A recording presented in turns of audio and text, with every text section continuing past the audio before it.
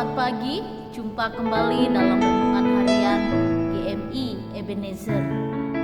Tetap setia, tetap tekun, tetap berdoa, dan terus berpengharapan kepada Tuhan.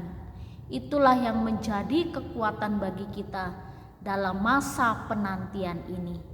Kiranya Tuhan memberi kekuatan yang baru setiap hari. Kita berdoa. Kami bersyukur ya Tuhan karena Engkau selalu memberi kekuatan yang baru untuk kami menghadapi hari-hari yang Kau percayakan untuk kami nikmati. Kami percaya Engkau adalah Tuhan kami yang setia.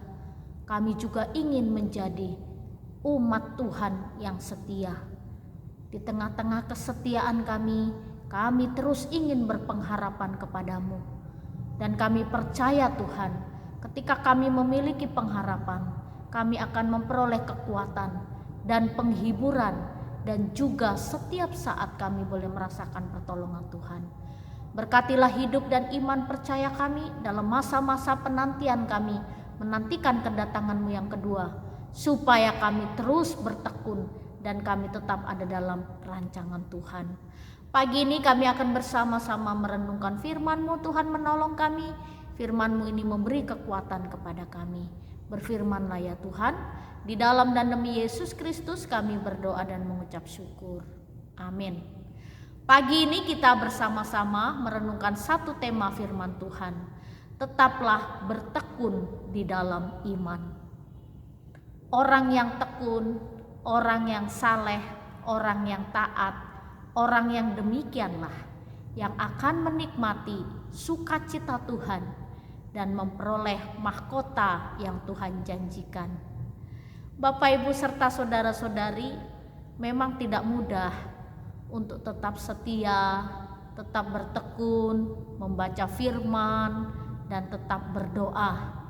Karena kehidupan kita juga di dalam dunia ini banyak sekali menghadapi pergumulan dan persoalan. Ada orang-orang yang awalnya mengiring Tuhan begitu bersemangat. Seluruh hidupnya seolah-olah dia berikan kepada Tuhan. Tetapi ketika ada sesuatu yang dia inginkan dan mungkin itu belum waktunya Tuhan memberi, maka mereka mulai agak putus asa. Sesudah putus asa mulai hambar, dan sesudah hambar mulai menghilang. Ini menjadi perjuangan bagi kita. Seringkali orang tidak bisa membedakan apa itu pengharapan dan apa itu kemauan. Hidup kita di dalam Tuhan bukan hidup yang menuruti kemauan kita, tapi hidup yang kita lakukan adalah hidup yang seturut dengan kehendak Tuhan. Dan orang yang terus berpengharapan terus belajar untuk menyesuaikan diri seperti yang Tuhan inginkan. Demikian juga di dalam iman percaya kita, untuk kita selalu bertekun. Tuhan Yesus sebelum naik ke surga, dia katakan kepada murid-murid, kalian tetap tinggal di tempat ini, jangan tinggalkan Yerusalem. Tetaplah tinggal di tempat ini dan kau akan diperlengkapi. Sebelum kau diperlengkapi oleh Roh Kudus, kalian tidak boleh pergi keluar kemana-mana, tapi tetaplah di Yerusalem. Lalu 10 hari kemudian, hari Pentakosta, semua orang saleh, orang kudus diperlengkapi oleh Tuhan dengan pencurahan Roh Kudus. Dan ini menjadi satu tanda bahwa Tuhan senantiasa mengiringi setiap langkah hidup kita. Dan saat ini kita juga terus diberi penghiburan oleh Roh-Nya Allah sendiri, yaitu Roh Kudus. Roh Kudus yang memberi kekuatan, menghibur, mengingatkan, menegur, mengajar kita untuk kita tetap hidup di jalan Tuhan. Lalu Rasul Paulus juga mengingatkan kepada jemaat di Kolose untuk tetap bertekun. Demikianlah Kolose pasal 1 ayat 23. Sebab itu kamu harus bertekun dalam iman, tetap teguh dan tidak bergoncang, dan jangan mau digeser dari pengharapan Injil yang telah kamu dengar dan yang telah dikabarkan di seluruh alam di bawah langit. dan yang aku ini Paulus telah menjadi pelayannya.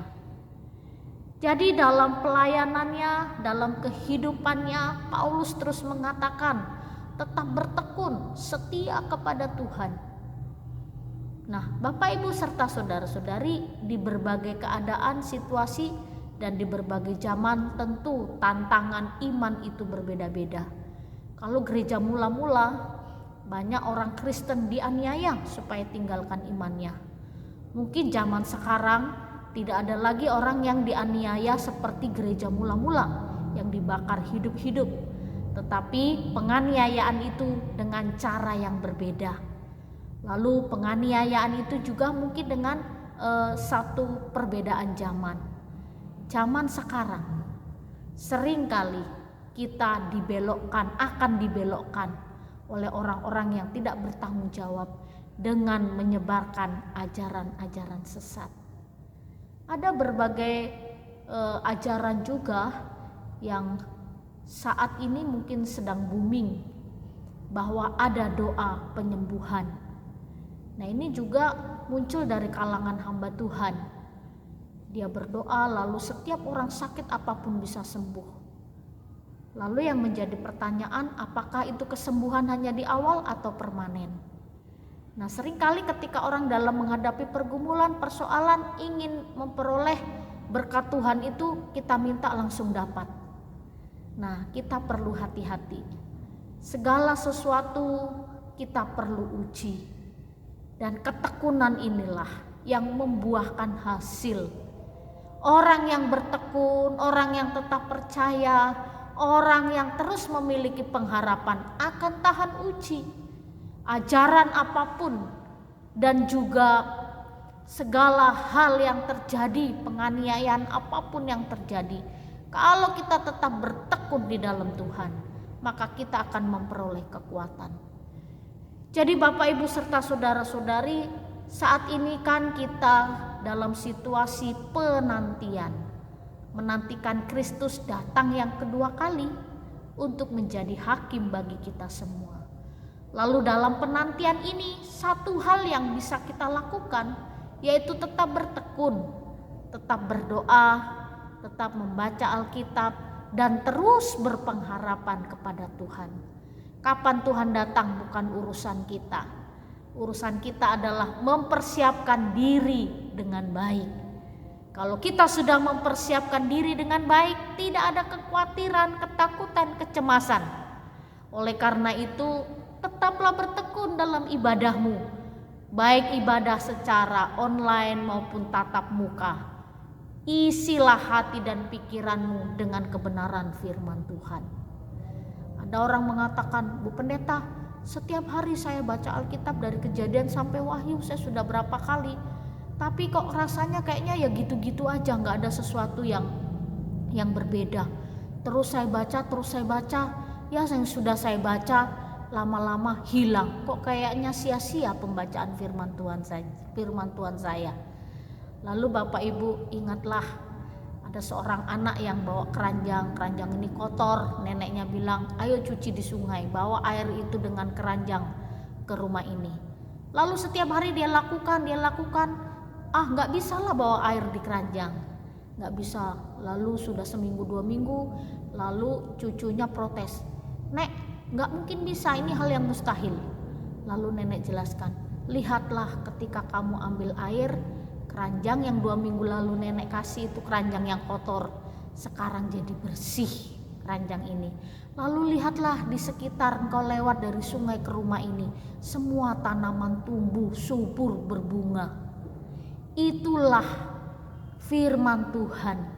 Tiap hari kita baca, membersihkan pikiran, membersihkan hati, sehingga kita berdampak bagi orang lain dan menghasilkan buah. Jadi Bapak Ibu serta saudara-saudari, bacalah firman Tuhan supaya membersihkan hati kita, pikiran kita, dapat mencerna sesuatu yang baik, dapat membedakan mana yang baik dan yang tidak baik. Oleh karena itu, tetaplah bertekun di dalam Tuhan, tetap memiliki pengharapan, iman yang kokoh, iman yang kuat, maka kita akan menikmati kasih Tuhan kita berdoa. Terima kasih untuk firman-Mu pagi ini yang mengingatkan untuk kami selalu bertekun di dalam Engkau. Tuhan, terima kasih untuk segala berkat yang Kau berikan kepada kami. Kami mau terus bertekun kepadamu sampai kami bertemu muka dengan muka. Oh, kuatkan kami ya Bapa. Di dalam dan demi Yesus Kristus kami berdoa dan mengucap syukur. Amin. Selamat pagi, Tuhan Yesus memberkati. Tak usah ku takut, sebab Kau serta